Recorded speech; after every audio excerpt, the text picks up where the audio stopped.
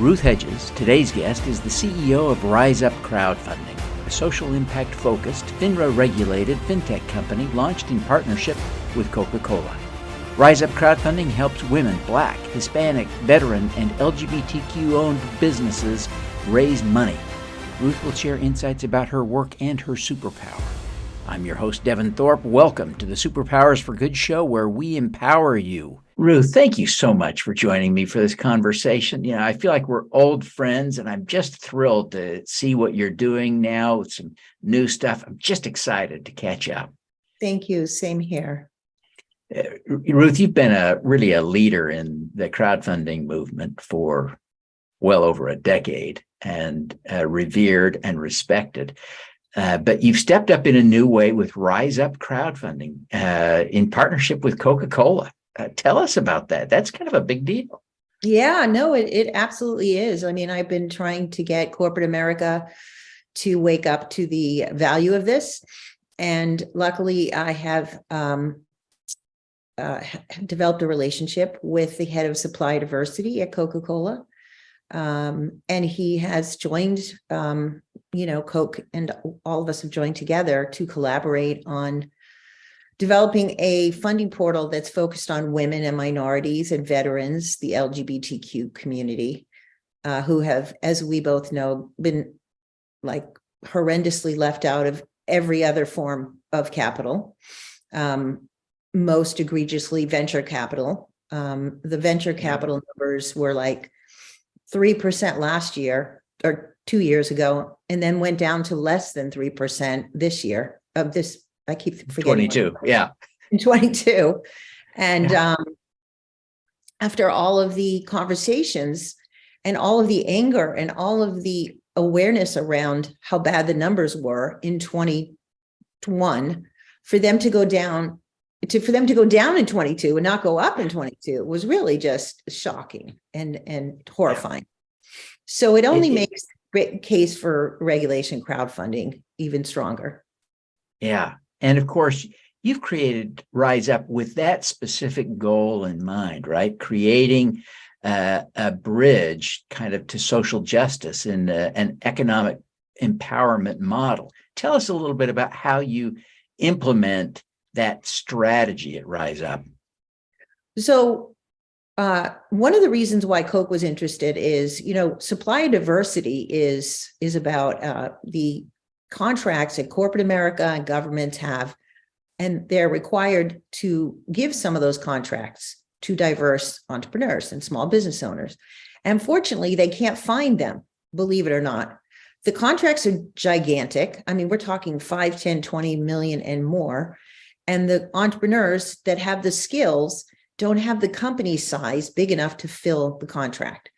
So what we are trying to do is we're trying to help those companies that have the skills and the infrastructure, but need to scale all of that to meet the demand of the contract and help them raise up to $5 million on Rise Up Crowdfunding.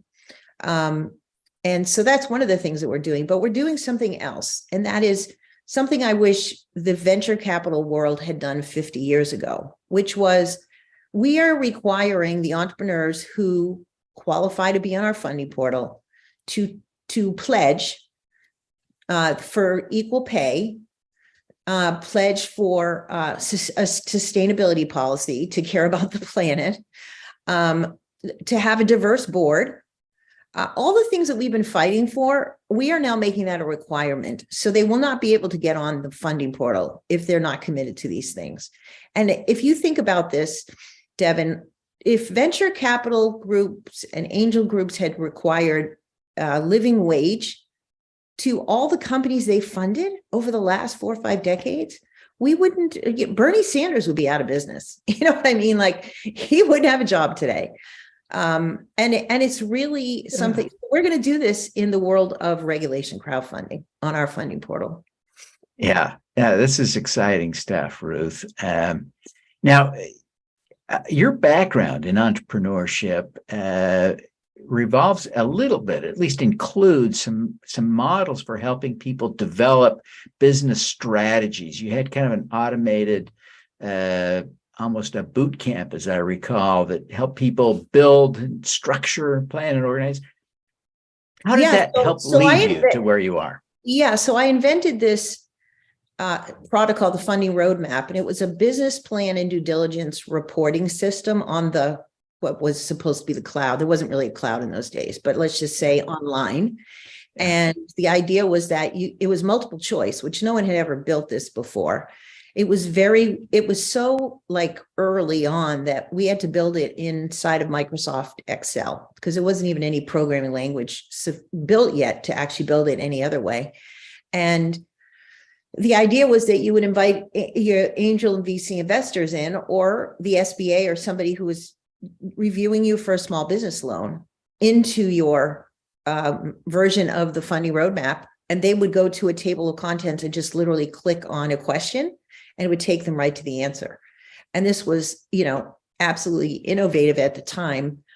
Today, it's obviously much more sophisticated versions of this exist today.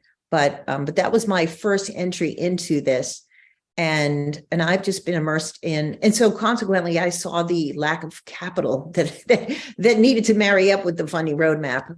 And that's how I became more aware of this bigger problem, which was I won't have any customers for funding roadmap if there's no capital for them to apply for. And I was just seeing this capital problem going on and on and on. And then I woke up one day and read a blog article by Sherwood Neist in 2008 when the crash hit, 2009. And there was a phone number at the bottom, and I called him up and I said, I think you're my brother from another mother. And that was the beginning of our partnership, and Jason and all the other original OGs of regulation crowdfunding, and how we decided we would need an act of Congress to actually get this implemented. And we all said, well, then let's do it. And we started calling everybody we knew and going to Washington, D.C. and walking the halls. And, I brought Senator Reid into the mix and convinced him of the validity of this. And my congressman here, Dina Titus, and, who's still in Congress. And I mean, it just became a labor of love for all of us. And thank God we got 2/3 of the Senate and 3/4 of the House and President Obama to sign into law in 2012, Yeah. Amazing, huge impact. The impact of that work is just almost beyond measure, especially in its remaining potential. We're seeing people participating in crowdfunding at an impressive scale, but it seems to me the potential for participation is, I really think 2 or maybe even 3 orders of magnitude greater than the level of activity we're seeing today. What do you think? Oh, I completely agree. I mean, we haven't even scratched the surface. Another thing that I'm doing on Rise Up Crowdfunding is I'm developing what's called the Premium Investor Program. And we want to put 1 million people to start, just 1 million people to start, sign a pledge that says, I pledge to put $100 into some offering in 2023. I don't know what offering it is yet, but I just am so committed to the idea that entrepreneurship and small business ownership is valuable to our universe, and that is the center focal point of job creation and tax revenue and all the good things that come out of this. And I just want to join some entrepreneur on their journey. And so I'm going to sign a pledge today, $100. If we got 1 million people to do that, that's $100 million. So yeah. Devin, we could launch a funding portal for the first time. Somebody could launch a funding portal with a crowd. Nobody's done this before. Right? Everybody expects the issuer to go build their own crowd. And I'm saying, no, this is backwards. It's like Amazon drives traffic to Amazon. So all the sellers on Amazon have eyeballs to buy their products. Why aren't funding portals doing the same thing? It just makes no sense. Yeah. So one of the things we're doing with Coke is we're going to reach out to their employees, who are large, obviously, audience. Huge. And then eventually we want to get in front of their bodegas and restaurants and all the people that sell Coke that are small businesses, right? Sure. And we don't think it would be that hard to get 1 million people to sign this pledge right out of the gate. So that's our game plan going forward. Yeah, what a great plan. So is Rise Up Crowdfunding live with offerings today, or are we gearing up for a launch in the near future? No, we are live. We are regulated by FINRA. We have our onboarding process. We have people in the pipeline who've applied, and some who are in the process of building their offering page and doing all of that. And as you know, people start down this road and somewhere they get stuck. And so they may never go live on the funding portal, but we are in business to onboard issuers. People can sign the pledge. People can, we have a scout program if they want to, make a commission introducing our funding portal. What else we have? We have a program that, we talked about earlier. The first part of this call was, the inequality of how venture capital has failed, it failed all of us basically. Yeah. Well, we have a program where we're saying, look, if you're going to keep rejecting all of these diverse entrepreneurs, these women entrepreneurs, send them our way. So in the footer of Rise Up Crowd, you'll see a program. It's VC. Send them our way. Like we'll take them. You don't want them. We'll have a nice life, because we think some percentage of them would be great candidates for regulation crowdfunding. And so, yeah, it's such a great and valid point. Probably 99% of the businesses in America that are operating today didn't get venture capital, and the vast majority of those never will. Right. And yet many will be successful by any reasonable definition. So, you make a great point. And crowdfunding can now be such a source of great capital. Not only can it be significant amounts of capital. You mentioned the cap is now $5 million. That's a lot of money, even for a startup. Yeah.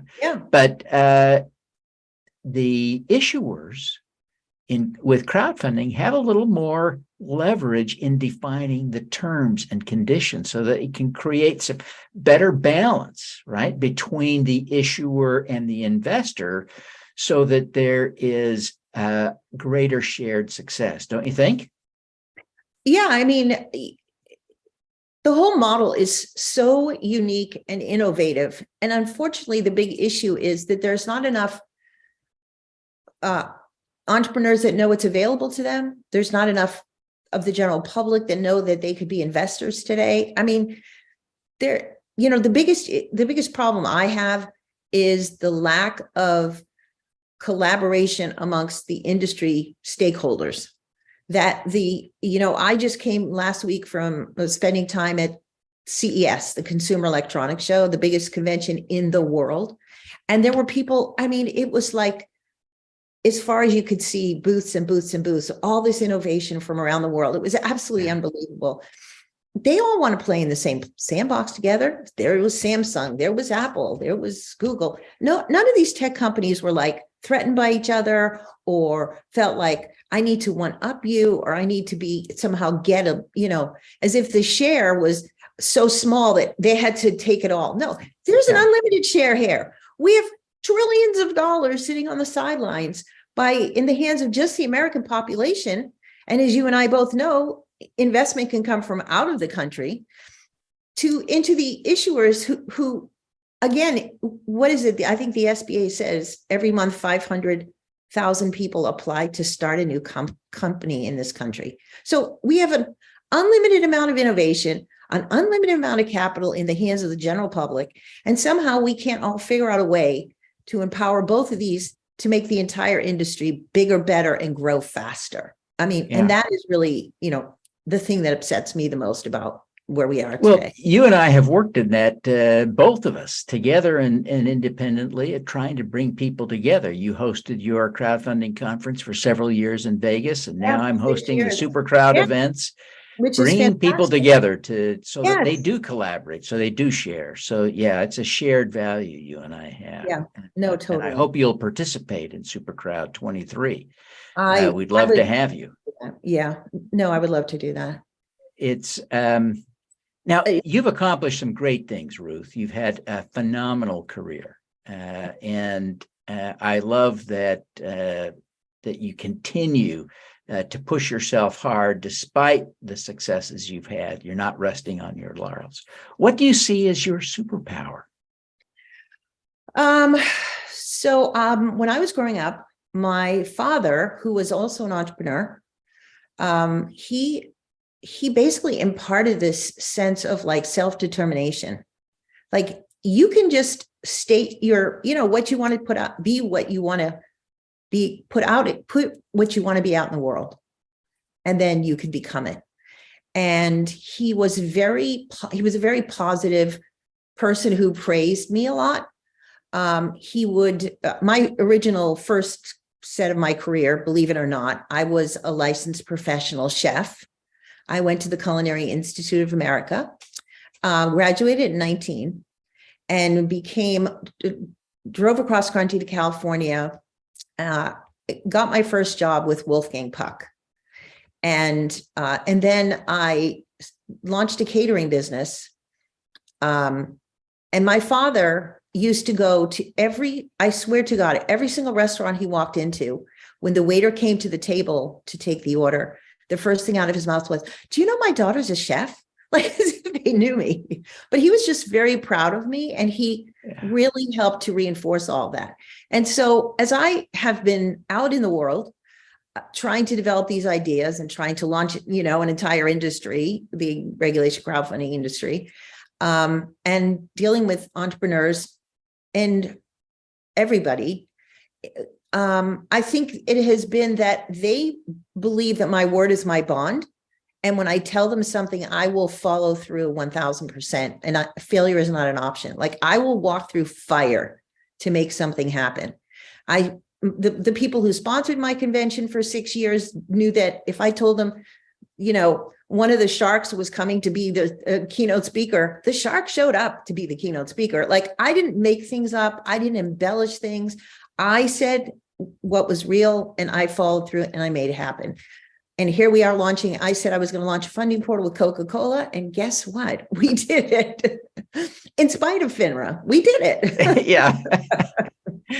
Well, that's fantastic. That absolute supreme confidence in your ability to do things does empower you to do things. Can you think of a specific example of how you employed that to accomplish something big? And if you want to use Rise Up Crowdfunding, tell us the story, but from the perspective, whatever story you choose, but from this perspective of how that self-confidence that your father kind of imbued in you has empowered you and enabled you to accomplish great things. So I'll go back to the catering business. Okay.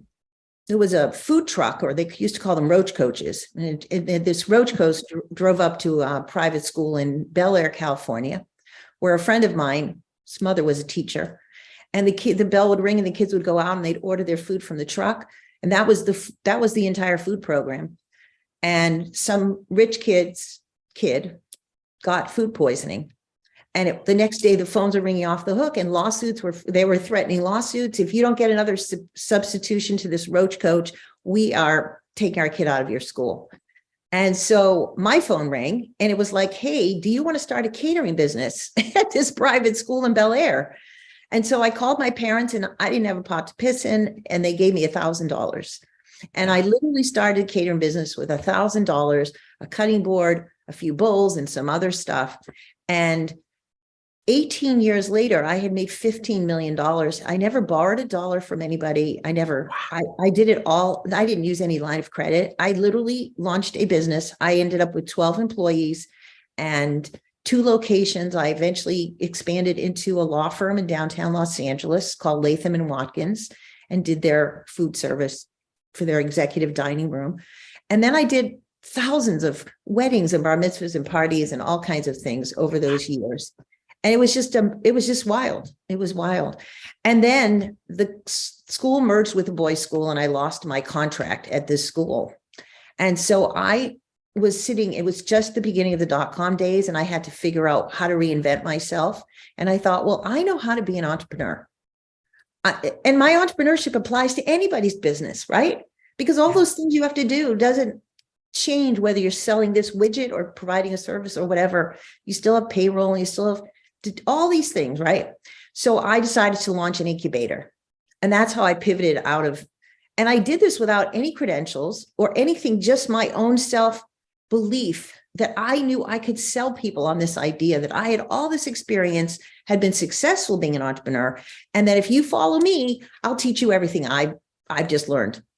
And that's what I've just been doing, the same thing throughout my entire life. I mean, even now, I don't have a degree in finance. I don't have any degrees in anything I'm doing, nor have I ever in the last, 13, 14 years of being a leader in the regulation crowdfunding industry.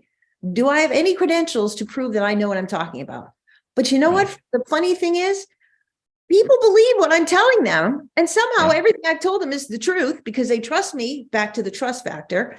And it's all worked out. So that's really what it comes down to in my mind, and now with Rise Up, I am now the CEO of Rise Up Crowdfunding, and I'm running a funding portal. Again, do I have any credentials to run a funding portal? Absolutely not.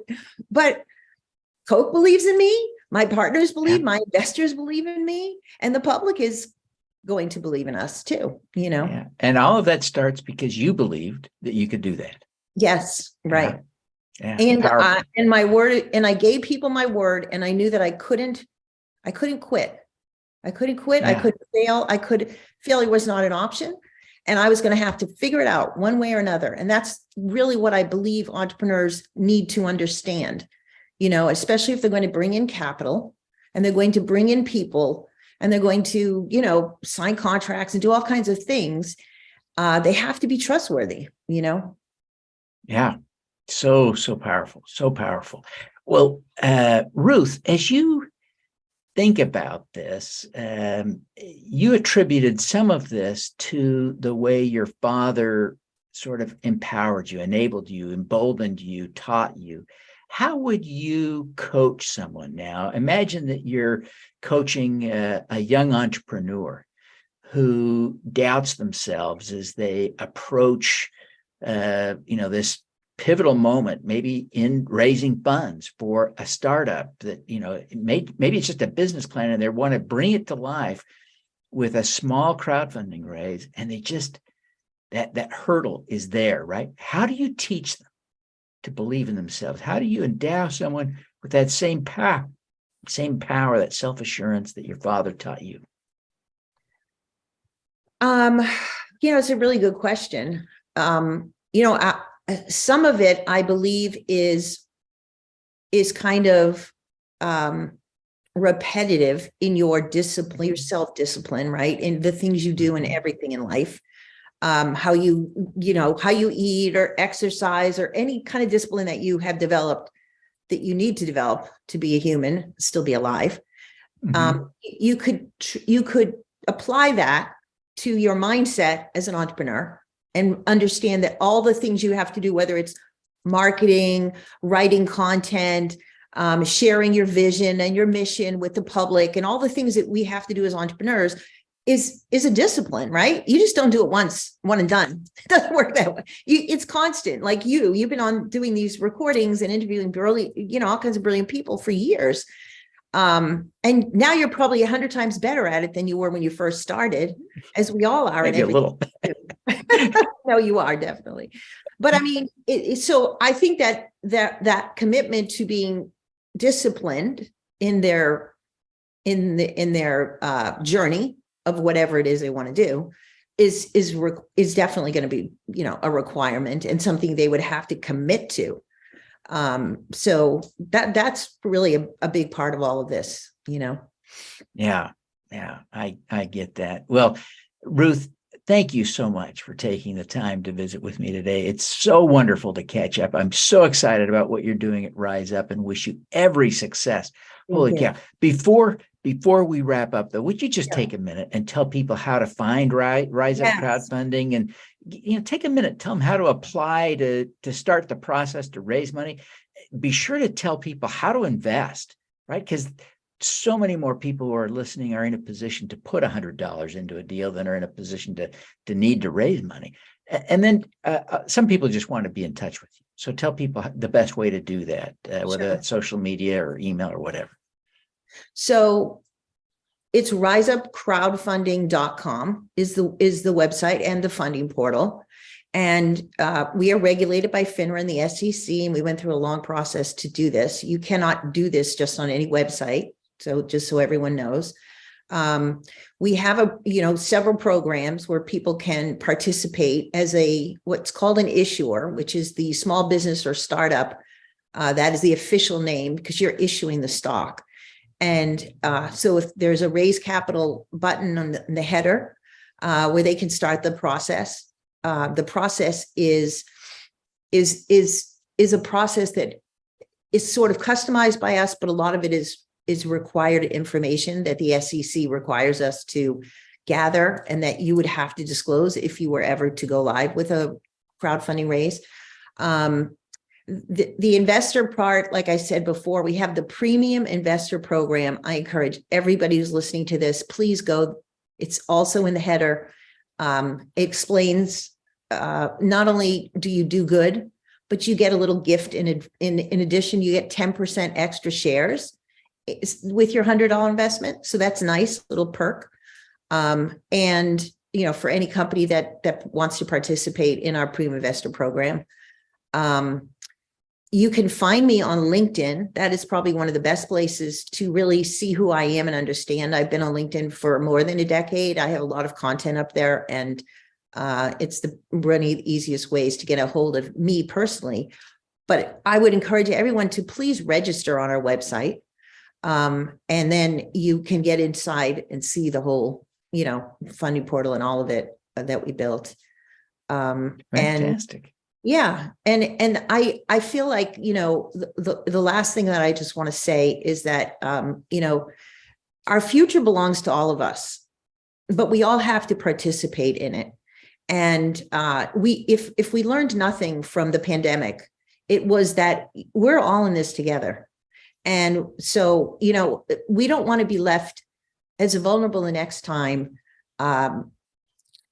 businesses are shut down, God forbid, or whatever catastrophe happens, and without an other option of survival. And crowdfunding and regulation crowdfunding is a great option for a lot of businesses to survive. So it is incumbent on you as an entrepreneur to learn as much about this as you can, and to be ready to go if you ever need that capital from the crowd. Hey, fantastic. Well, Ruth, thank you so much for taking the time to be with us today. Again, I wish you every success in the great work that you're doing at Rise Up Crowdfunding. We want to see you win big. Because when you win, we all win together. When you win, we all win together. So thank you and good luck to you. Thank you so much. Thank you. All righty. Let's do some good. Yes, let's do some good. Thank you for tuning in to the Superpowers for Good show. Twice each week, we host changemakers who share their impact, insights, and superpowers. Don't miss another episode. Subscribe today at superpowersforgood.com. That's superpowers good.com. Be super empowered. Get your copy of the book, Superpowers for Good, as an ebook, audiobook, paperback, or hardcover edition via your favorite online retailer. Interested in having me speak to your company, organization, or association? Visit devinthorpe.com. Then let's talk. Now, keep using your superpowers for good. Together, we can reverse climate change, improve global health, and eradicate poverty.